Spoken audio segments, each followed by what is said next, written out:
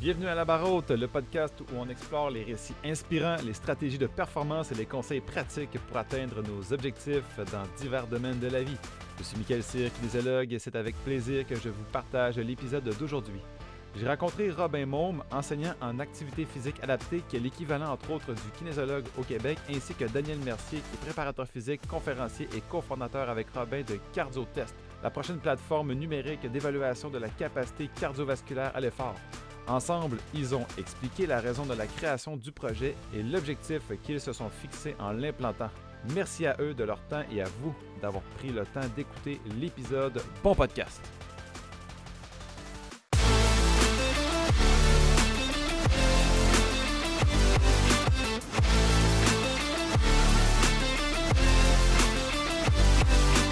Donc, merci Robin puis Daniel de vous être présentés au jeu, à l'épisode. Je voulais savoir comment ça va de votre côté. On a parlé un petit peu à voix off, mais je veux savoir comment ça va de votre côté. Je sais qu'il est 18h présentement, 18h08 en fait, en France. C'est ça. C'est bon. Daniel, tu peux peut-être commencer. Moi, ça va bien. Bientôt le week-end, 18h en France, donc Oui. c'est très bien. Tout va bien. Donc, la première question que je vais vous poser par rapport à votre projet qui est CardioTest, c'est surtout qu'est-ce que c'est puis d'où ça vient, en fait, l'idée du CardioTest? Je vais peut-être commencer. Donc, l'idée du cardiotest, c'est d'arriver à faire un test d'évaluation de la capacité cardio-respiratoire Mhm. qui peut remplacer ce qu'on appelle souvent les tests à l'effort en France et qu'on appelle souvent parce que je sais, parce que je connais beaucoup de personnes qui le font, on appelle ça un tapis, mais c'est un test à l'effort parce qu'on fait beaucoup sur tapis roulant au Québec et on le fait beaucoup sur vélo en France et sur vélo stationnaire. Et les tests à l'effort, ça prend souvent beaucoup de temps, c'est souvent un effort maximal, ça demande beaucoup d'équipement, etc. Et ça se fait souvent dans un environnement médical. L'objectif, c'était d'arriver à faire un test sous-maximal sur un appareil qui coûte pas très cher, c'est-à-dire un step, et qui dure moins de 5 minutes. C'était les objectifs principaux pour pouvoir évaluer finalement le capital santé des personnes, que ce soit des patients ou pas des patients. OK. Puis J'ai résumé. parfait. Puis qu'est-ce que ça consiste en tant que tel? Parce que, tu sais, si on réfère un peu au Canada, on a le Physi-Test canadien aussi, qui n'est pas exactement sur step, mais qui est plutôt avec des marches. Je pense qu'il y avait avec deux hauteurs différentes. Si je fais la différence avec le Physi-Test canadien, que sans doute Robin connaît un peu mieux, mais un peu moins, mais moi que je connais beaucoup. Le Physi-Test canadien, ça se fait sur une marche de 8 pouces, deux marches de 8 pouces, parce que tu montes à un rythme donné pendant 3 minutes. Après ça, tu prends ta fréquence cardiaque et dépendant de ton âge, on te dit s'il doit faire un autre palier ou puis un autre palier, etc. La problématique de ça, il y en a plusieurs problématiques avec ce test-là. La première problématique, c'est que c'est basé uniquement sur la fréquence cardiaque et la fréquence cardiaque est en fonction de l'âge et du sexe, surtout en fonction de l'âge. Le problème du Physi-Test canadien, c'est que ça fait des erreurs énormes sur l'évaluation réelle. D'ailleurs, le coefficient de corrélation du Physi-Test canadien par rapport à des mesures réelles est très faible et pas mieux qu'un questionnaire d'estimation comme le questionnaire de UE qui fait à peu près le même résultat. Donc, pourquoi? Ben, c'est parce que il y a des variations énormes de fréquence cardiaque pour le même âge. C'est OK. pour moi, et c'est un test sous maximal qui, à mon avis, a peu d'intérêt, mais qui est utilisé en grande proportion au Canada. Mais pour moi et pour Luc Léger, c'est un test peu valide. OK. Puis quand on Le, parle de. Oui. oui, si on parle de cardiotest, j'imagine, il y a Non, non, le cardiotest. Oh, non, non, vas-y, c'est pose correct. une autre question. Non, non, ça va, allez-y. C'est donc en ce qui concerne le cardiotest, c'est ce n'est pas basé sur la fréquence cardiaque, c'est basé sur le ressenti d'effort. Et est-ce qu'il a été déjà validé? Non, mais il est en cours de validation en collaboration avec l'Université d'Orléans. OK. Et mais un test préalable nous a donné des coefficients de corrélation de l'ordre de un test préalable en collaboration avec l'Université de Strasbourg nous a donné des coefficients de corrélation dépendant des hauteurs du step. Plus le step était élevé, plus la corrélation était bonne, une variation de 0,84 de corrélation jusqu'à 0,93. Donc aussi bien qu'en course à pied. OK. Puis est-ce que, parlant de la grosseur pas la grosseur, mais plutôt on peut dire la hauteur du step, comme là, présentement ici, je crois que c'était des hauteurs entre 10, 20 ou 30 centimètres. Est-ce qu'il y a une différence flagrante par rapport à la hauteur pour différentes populations? Oui, c'est ce qui arrive, c'est qu'avec un questionnaire d'estimation préalable, on estime la capacité aérobie, capacité cardio-respiratoire et en fonction de cette estimation-là, on donne en mètres, mais qu'on peut donner aussi en millilitres d'oxygène par minute par kilo, on suggère une hauteur différente. Évidemment, les personnes les moins en forme et les personnes qui ont une petite capacité aérobie estimée par le questionnaire, qui n'est pas parfait, qui n'est pas parfait, mais qui nous donne une bonne idée, ben, on va choisir plutôt 10 centimètres. Pour les personnes qui sont plutôt actives, sédentaires plus, actives moins, ben, ça, on va suggérer plutôt un step à 20 centimètres. Et pour les personnes qui sont plus en forme, qui ont des estimations de l'ordre de, pour ceux qui connaissent bien l'estimation des mètres, 12 mètres ou environ 45 millilitres d'oxygène par minute par kilo, ben, on va suggérer plutôt un step à 30 centimètres. OK. Puis je crois qu'aussi, comparativement au FISTES canadien, vous utilisez davantage les METS comparativement à exemple, la fréquence cardiaque, comme vous dites. Est-ce que vous serez capable, peut-être Robin ou Daniel, de peut-être expliquer pour la population à peu près c'est quoi les METS, c'est quoi son intérêt aussi au niveau de la santé, puis au niveau de l'effort physique? Je vais faire la différence, puis je vais laisser compléter Robin après, parce comme c'est un homme moi je suis l'homme, l'homme scientifique, puis lui c'est un homme de terrain, c'est un kinésiologue français qu'on appelle enseignant en activité physique adaptée. Premièrement, si on veut estimer la capacité cardio-respiratoire ou VO2 max, ce qui revient au même, fréquence cardiaque n'est pas une mesure de la capacité cardio-respiratoire. On peut Mhm, l'évaluer en millilitres d'oxygène par minute par kilo ou on peut l'évaluer en mètres, juste pour faire mhm. la distinction des deux et pourquoi nous pensons, à tort ou à raison, hein, que c'est mieux d'utiliser l'unité mètres. Un mètre, c'est la consommation d'oxygène d'un être humain au repos. Et ça correspond à 3,5 millilitres d'oxygène par minute par kilo. Mhm. Et donc, il y a un équivalent entre les deux. C'est tout simplement, une fois qu'on l'a utilisé et qu'on l'explique à un patient, à une personne qui n'est pas un professionnel, c'est peut-être plus facile de l'expliquer parce que, parce que tu dis, ah, ben, au repos, vous êtes à 1. Si vous marchez c'est relativement facile parce que j'avais écrit un article en collaboration avec Luc Léger dans les années 80 où est-ce qu'on s'est aperçu que 1 km/h égale à peu près 1 mètre. À partir de 4 km/h, lorsqu'on marche à 4 km/h, on est à peu près à 4 fois le métabolisme de base, donc 4 mètres. Lorsqu'on court à 10 km/h, on est environ à 10 fois le métabolisme de masse, donc à peu près 10 mètres. OK. Donc, c'est pas vrai pour le vélo, hein. C'est pas vrai lorsqu'on monte une pente, mais c'est vrai sur le plat. Et OK. donc, c'est relativement facile à expliquer. Si on dit à quelqu'un qu'il a 38 millilitres d'oxygène par minute par kilo, pour les experts, évidemment, ça se comprend. Pour monsieur, madame, tout le monde, s'il ne connaît pas la notion dès le départ, on trouve que c'est plus facile de l'expliquer en mètres, tout simplement. Mais dans notre application, ce sera possible d'avoir les deux unités de toute façon. Je vais commencer, puis je vais laisser finir, parce qu'il y a un deuxième volet à ta question. Quelle est la relation entre mètres et santé? Si s'il y en a qui s'inscrivent, puis là, Robin va compléter, ceux qui se sont inscrits à notre essai, puis peut-être que ça pourrait être partagé dans un chat ou à côté. Ceux qui s'inscrivent pour des professionnels ou d'autres personnes qui veulent s'inscrire puis voir à quoi ça ressemble le cardiotest, ils vont pouvoir recevoir effectivement par la suite 8 articles concernant cet aspect-là et je laisse compléter Robin. Mais avant qu'il continue, juste être certain aussi, le cardio-test, présentement, je sais qu'il est disponible en essai, mais est-ce qu'au Canada, Québec, est-ce que c'est de quoi qui est envisageable? Est-ce que c'est aussi accessible? Je vais laisser Aujourd'hui, également Robin répondre. aujourd'hui, du coup, Cardiotest, c'est nous une application qu'on a de notre côté pour faire les tests. Mais l'application en tant que telle, Cardiotest, elle n'existe pas encore. Elle n'est pas sortie, elle est en cours de développement. Moi, j'ai annoncé effectivement qu'elle serait bientôt sortie. Donc, on a laissé la possibilité via notre site internet de s'inscrire, de se préinscrire pour la phase de lancement, pour pouvoir le découvrir en avant-première et pour pouvoir faire partie de cette phase de test. Ça veut dire qu'on sait très bien que dans un premier temps, une application, elle correspondra peut-être pas à tous les usages possibles. Et donc, ce qu'on veut, c'est le faire tester à un certain nombre de kinésiologues, d'enseignants APA, de cardiologues, de médecins, pour qu'ils nous fassent leur retour, savoir les problématiques qu'ils rencontrent, et S'en suivra sans doute des rectifications. Et après ça, seulement, on pourra les mettre à disposition auprès de tous les professionnels, que ce soit en France, mais aussi ailleurs, comme le Québec. Donc D'accord. pour l'instant, c'est pas encore disponible pour te répondre plus précisément, mais ça le sera et il y aura pas de problème que ce soit la France ou de votre côté, quoi. OK. Puis juste pour revenir à la question justement que j'avais lancée un peu avant aussi, le rapport entre les Mets puis la santé, peut-être pour la population.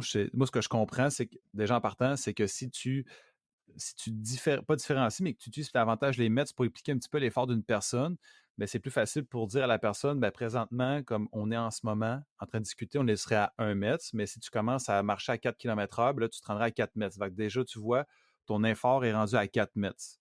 Donc, ça c'est quand même intéressant plutôt que de dire, ben là, tu fais 38 millilitres de kilogrammes par minute, comme Daniel le dit, c'est plus complexe. Nous, on comprend, puis c'est super, mais tu sais, c'est le moment de l'expliquer. Donc, au niveau de la santé, exemple, il y a sûrement une valeur maximale aussi pour ce qui est de ton niveau d'effort, pas d'effort, mais plutôt d'activité maximale. Mais je vais te laisser peut-être continuer avec la deuxième partie de la question, Robin. Ouais. Je vais Bah, en peut-être fait, c'est ça. ouais. Je vais peut-être commencer sur les écarts, puis après ça, je vais laisser Robin parler des 8 articles qu'on a mis en ligne. Et bon, juste pour savoir, les, les Mets peuvent être utilisés à 3 niveaux. Un, au repos, on est tous à 1, ou à peu près à 1. Deux, lorsqu'on fait un effort qui se mesure bien, comme par exemple la marche sur le plat, il y a des équivalents. OK? Lorsqu'on est à 4 km/h, on est à peu près à 4 mètres. Lorsqu'on court à 10 km/h, on est à peu près à 10 mètres. Et on a tous un maximum qui n'a pas rapport avec ce que je viens d'expliquer.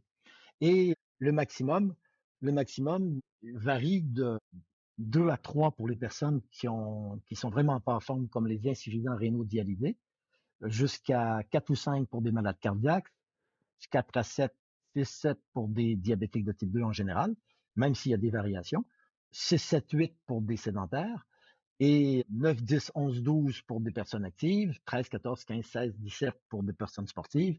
Et les meilleurs du monde chez les hommes, c'est des skieurs de fond, des coureurs de demi-fond et le fond.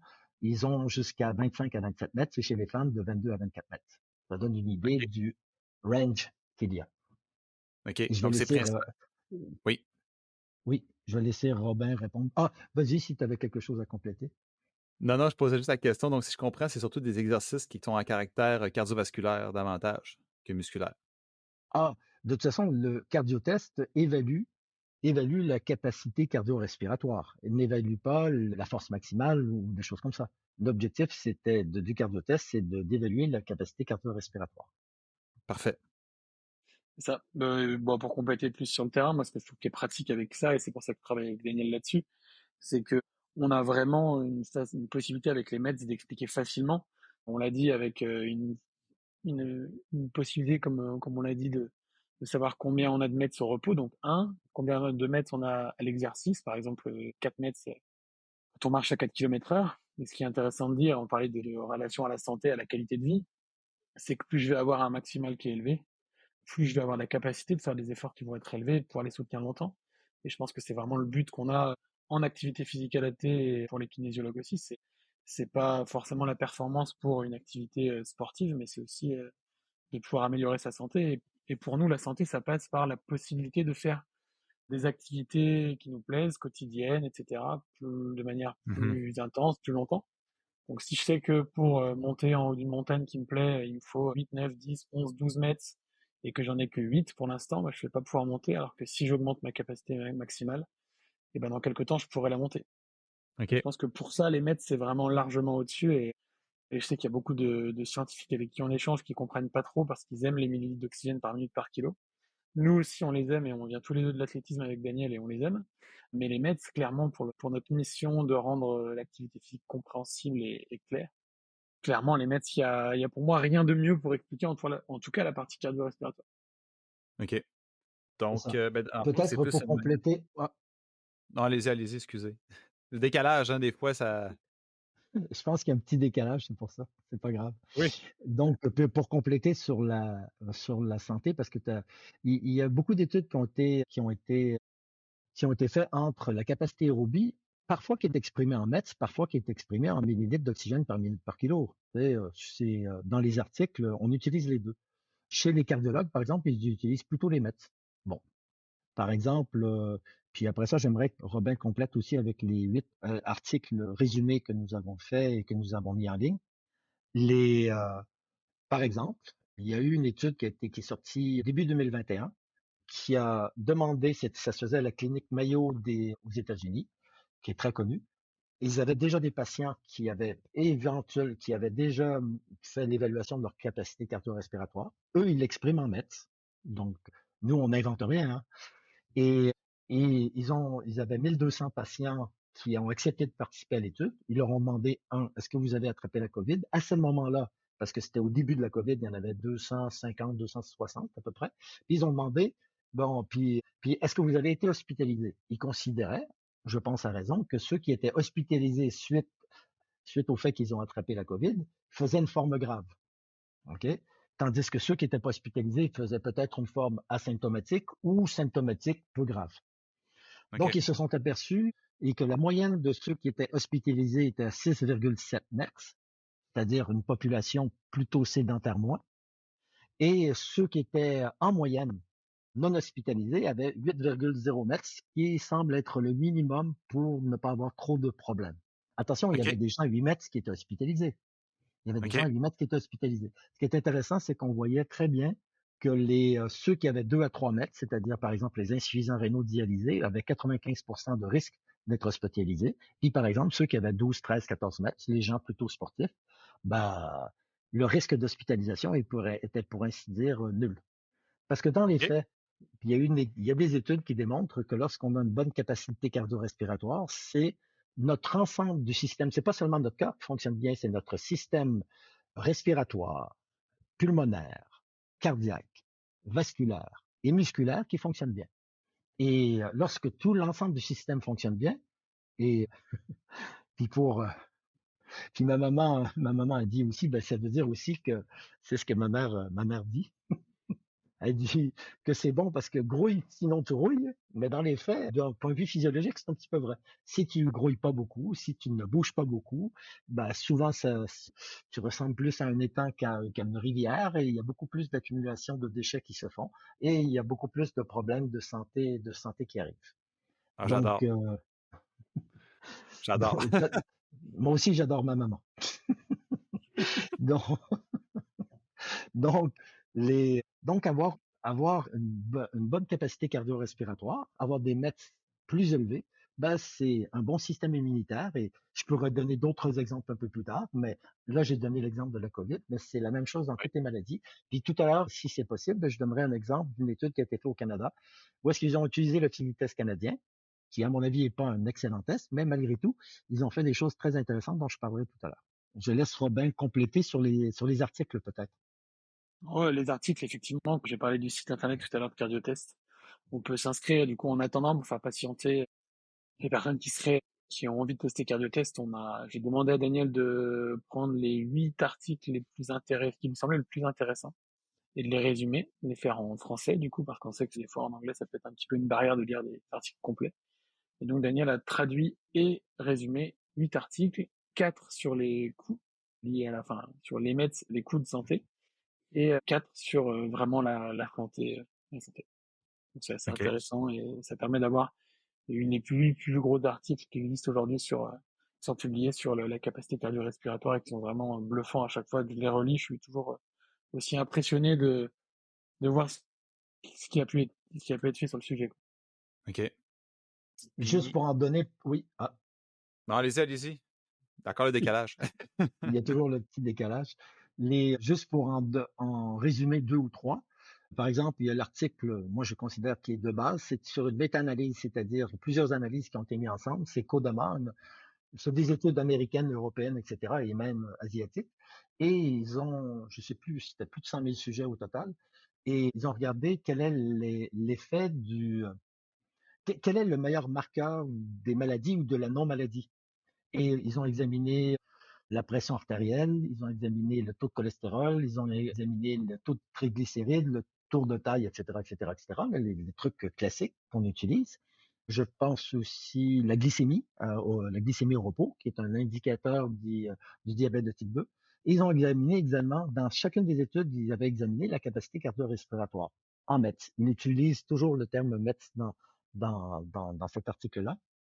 Et on s'est aperçu que le meilleur indice est de loin, parce que c'est un indice combiné. C'est la capacité cardio-respiratoire en METS.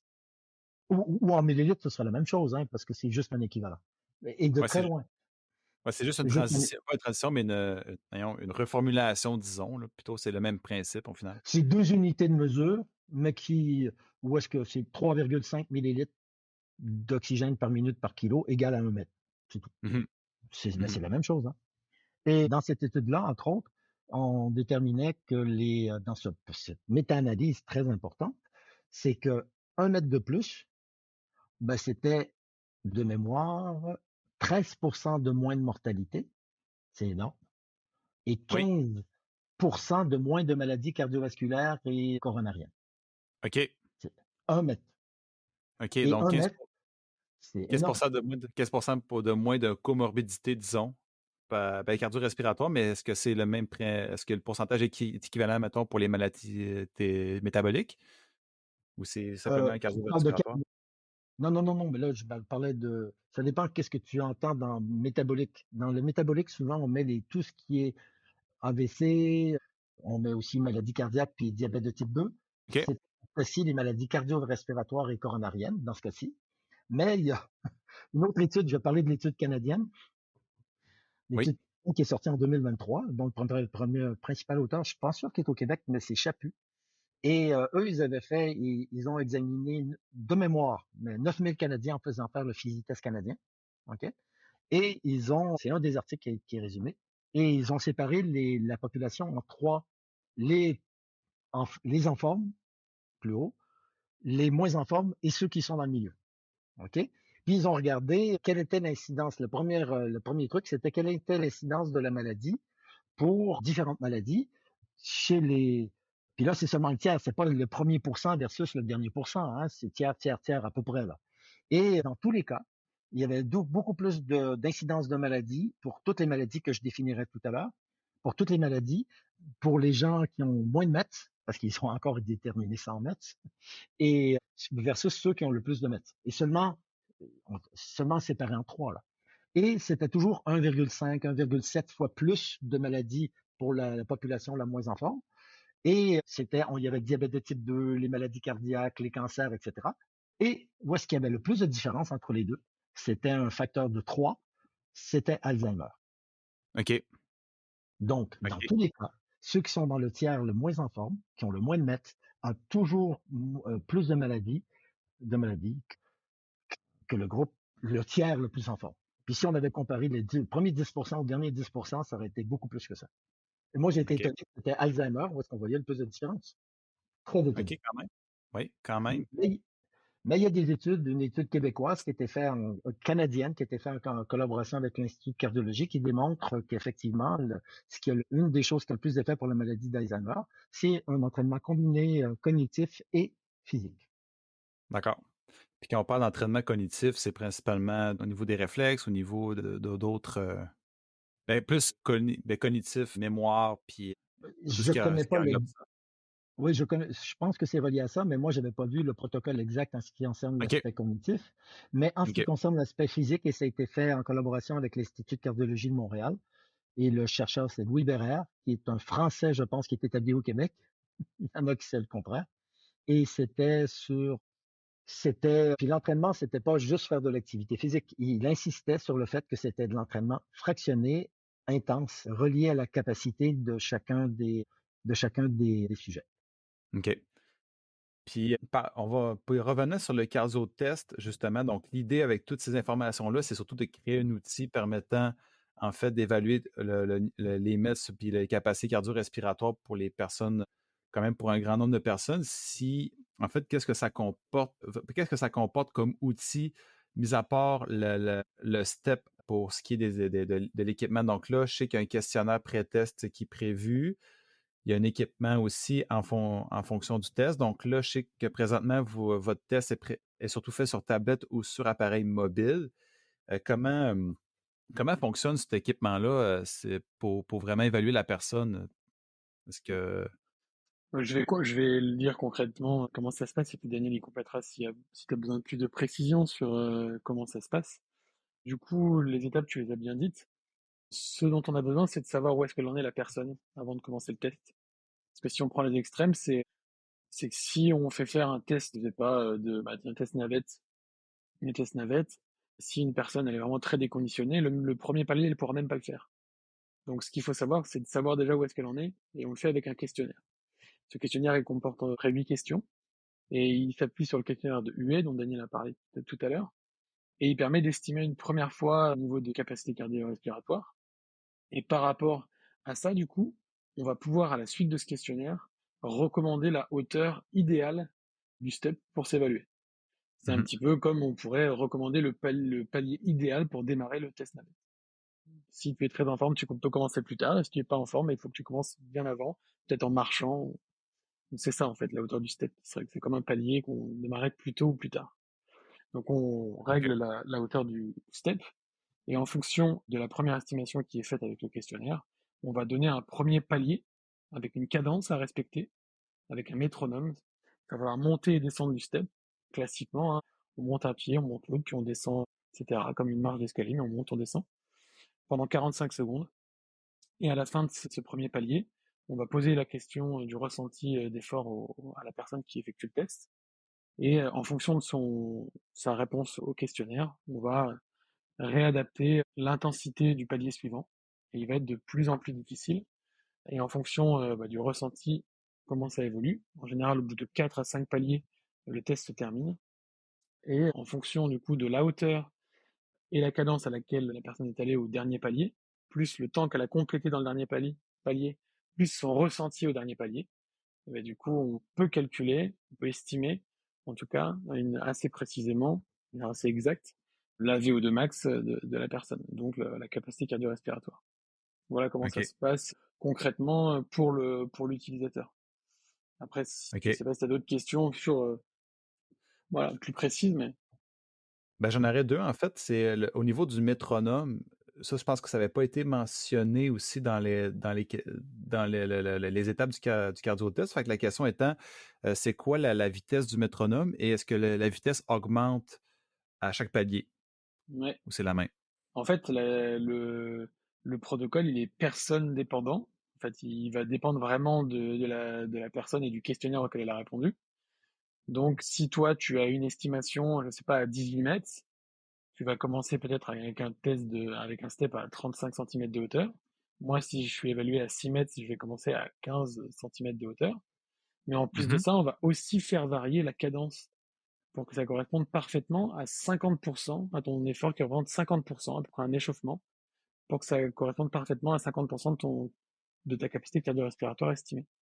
Donc effectivement, OK. la cadence, elle va évoluer aussi. Donc la première chose, c'est que elle va être différente pour tout le monde au premier palier, et elle va effectivement évoluer au cours du test, justement pour que le test, il soit progressif et qu'il soit de plus en plus difficile. On ne fait pas varier la hauteur, OK. mais on fait varier la cadence. Donc si tu commences par exemple à 80 mouvements par minute, tu montes et tu descends, le palier suivant, en fonction de ta réponse de difficulté, elle va augmenter de manière plus ou moins exponentielle. Donc peut-être que le palier suivant, pour toi, ce sera 120 mouvements par minute, puis le palier 3, 150, puis le dernier, 180 ou 200. Donc, en fonction de ces paramètres-là, en fonction de ton ressenti, en fonction de la hauteur, en fonction de tout ça, on est capable d'estimer, d'évaluer cette capacité cardio-respiratoire. OK.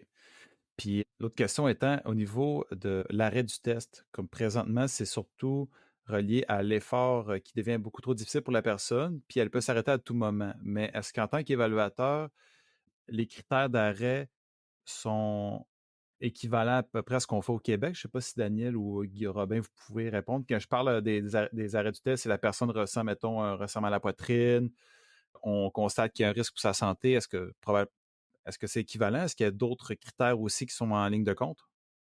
Les mêmes critères sont appliqués, mais en plus, ils sont appliqués directement à l'intérieur du test et des algorithmes. Si, par exemple, la personne est estimée à 4 mètres c'est moins, 4 mètres c'est moins, c'est un malade cardiaque, c'est un insuffisant rénal dialysé, c'est quelqu'un de peut-être beaucoup plus âgé, c'est quelqu'un Mhm. qui va marcher, c'est pas quelqu'un que tu rencontres et qui va marcher à grande enjambée.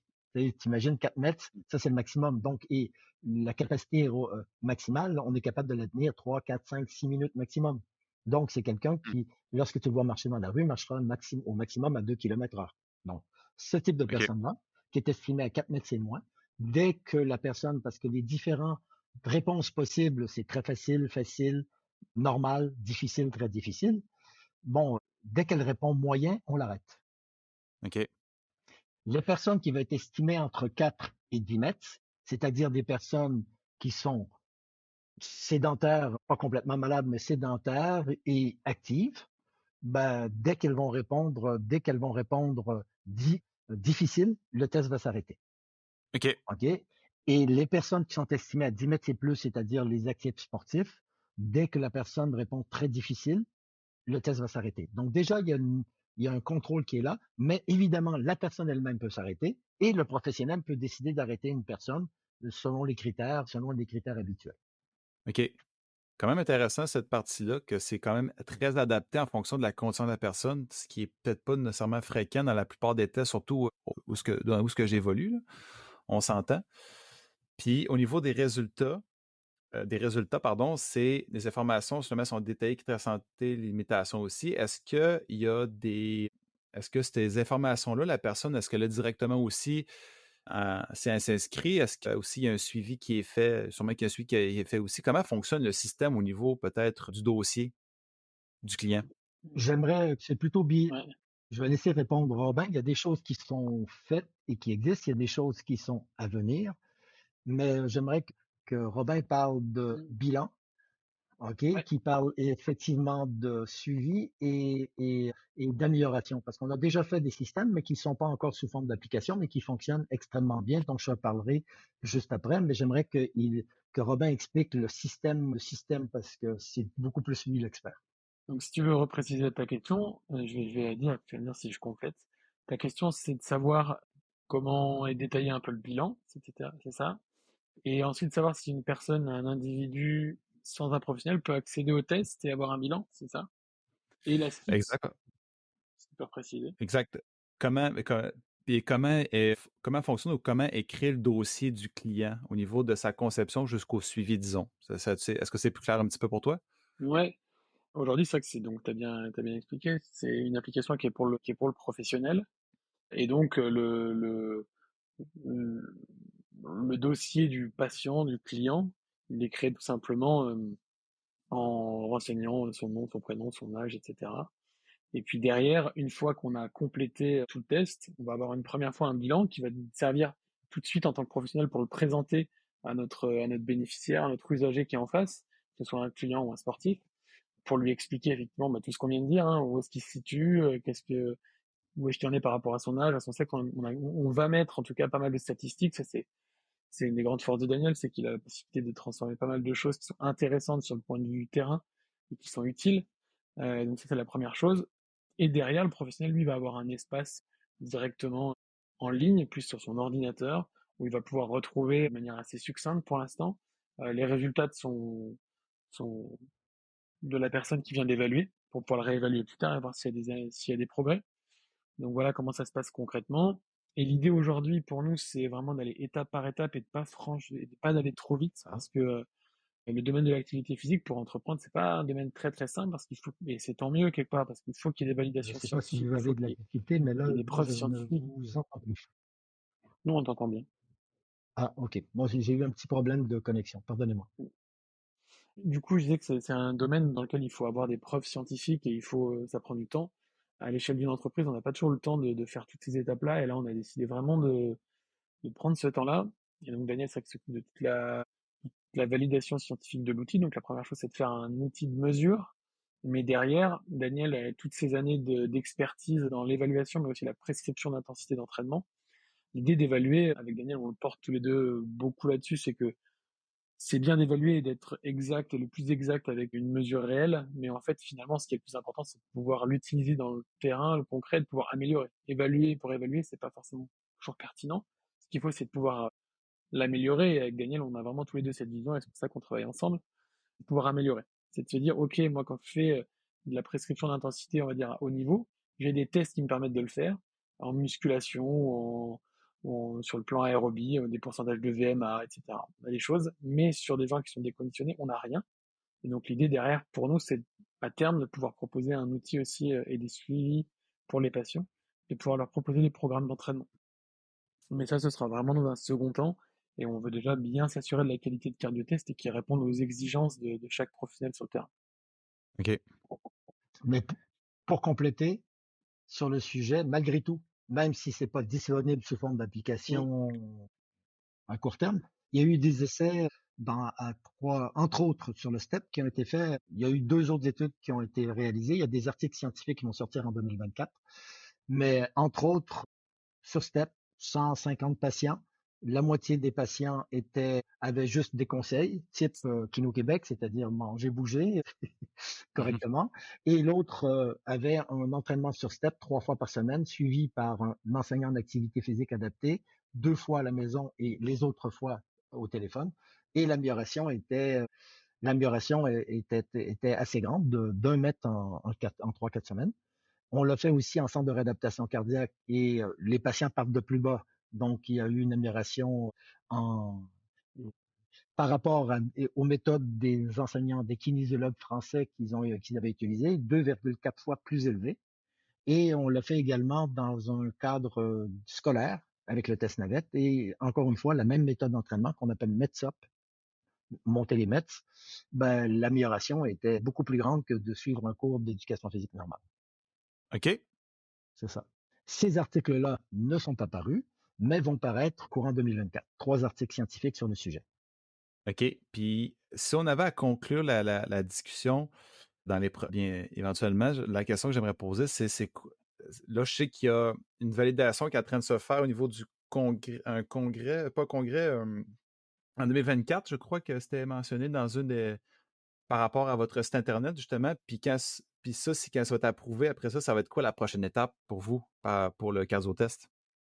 Robin? Mm. La prochaine étape pour le cardio-test, ça va être de le faire utiliser à un maximum de personnes, tout simplement, et de montrer qu'il y a vraiment de l'intérêt.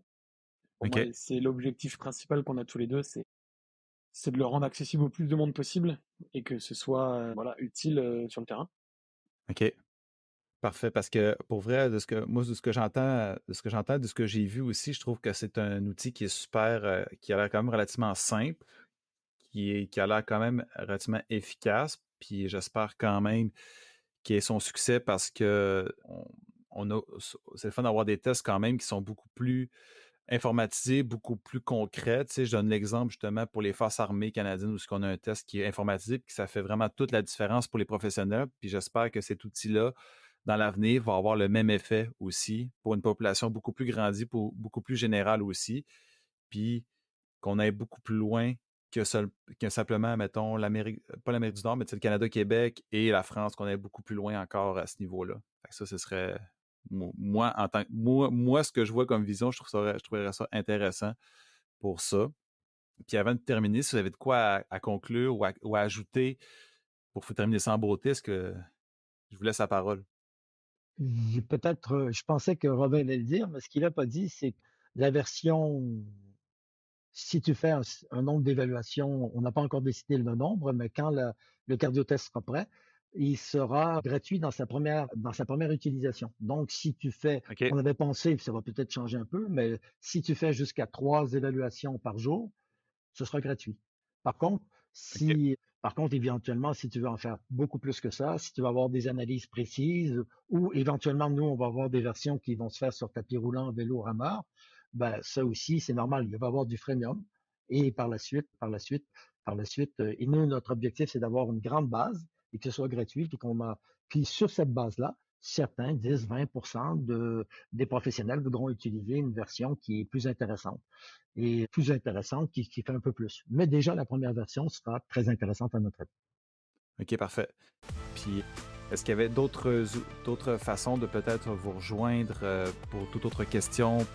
Est-ce que le site Internet, je crois, il est disponible sur le LinkedIn, là, sur un lien pour Oui. Robin, mais est-ce qu'il y a une autre manière sur Google ou sur d'autres plateformes de recherche? Non, aujourd'hui, c'est un projet qui est au tout début. Donc, pour l'instant, pour nous joindre, le plus simple, c'est LinkedIn. Moi, je suis très actif quotidiennement. Daniel, il l'est aussi, de manière moins active. En tout cas, il peut recevoir les questions, s'il y a des questions. Et puis, ouais, pour découvrir le site, il faut aller sur mon profil LinkedIn ou celui de Daniel et cliquer sur le lien. Pour l'instant, on n'a pas mis en place de marketing particulièrement. On attend vraiment de l'utiliser, d'avoir des utilisateurs pour être confiant sur ce qu'on propose avant de le lancer à plus grande échelle. Parfait. Et je vous remercie beaucoup, messieurs, d'avoir pris le temps de discuter du projet. Je trouve que c'est vraiment un beau projet. Puis il était très bien expliqué. Je le trouvais très intéressant. Je vous remercie beaucoup. Merci, Michael. Merci.